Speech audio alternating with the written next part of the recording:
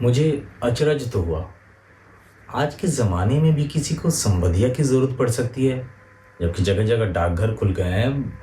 आदमी घर बैठे लंका तक संवाद भिजवा सकता है और वहाँ से मंगवा भी सकता है। फिर मेरी बुलाहट क्यों हुई?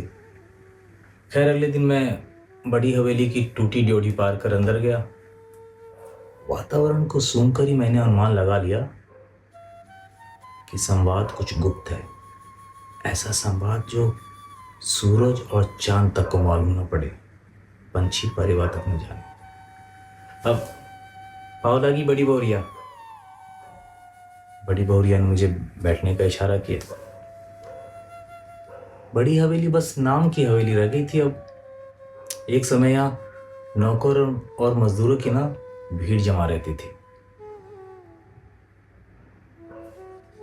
अभी बड़ी बहुरिया हाथ में सूप लेकर अनाज झटक रही है।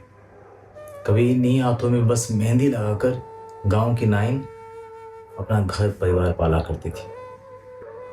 कहाँ गए वो दिन? ये सारा खेल ना बड़े भैया के मरने के बाद हुआ।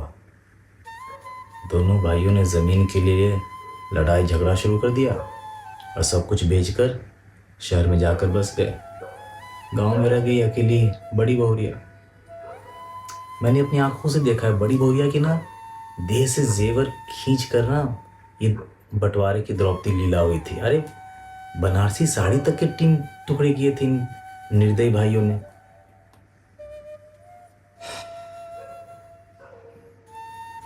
बड़ी बहुरिया मेरे पास आई और मुझसे कहा, हरगोविंद भाई, तुमको एक संवाद ले जाना है। कहाँ? माँ के पास।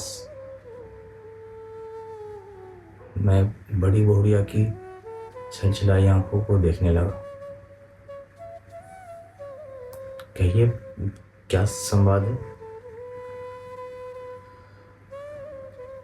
बड़ी बहुरिया संवाद कहते ही सिसकियां लेने लगी। मैंने कहा, बड़ी बहुरिया, अपने जी को कड़ा कीजिए। कैसे खड़ा करूं हरगोविंद? माँ से कहना कि अब मैं ना यहाँ नहीं रह सकूंगी। मैं उनके पास रहकर भैया भाभी के जूठे बर्तन धोकर एक कोने में पड़ी रहूंगी। पर यहाँ इस तरह नहीं रहूंगी।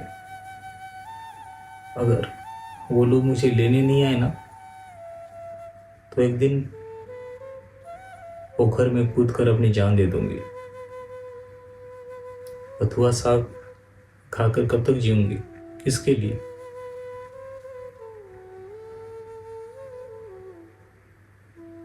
कहकर बड़ी बहुरिया ने अपने आंचल से 5 का एक गंदा नोट मेरी तरफ बढ़ाया और कहा, हरगोविंद, मैं पूरा राह खर्च भी नहीं जुटा पाई। लौटने का राह खर्च माँ से मांग लेना। उम्मीद है भैया तुम्हारे साथ ही आएंगे। मैंने कहा, नहीं, मैं इंतज़ाम कर लूँगा। तुम कहाँ से करोगे? नहीं, मैं आज की गाड़ी से निकलता हूँ। कहकर मैं हवेली से बाहर निकल आया। बड़ी बहुरिया हाथ में 5 का वो नोट लिए शून्य भाव से मुझे देख रही थी और कह रही थी, मैं तुम्हारी राह देखूंगी हरगोविंद। संबंधिया अर्थात संवाद वाहक।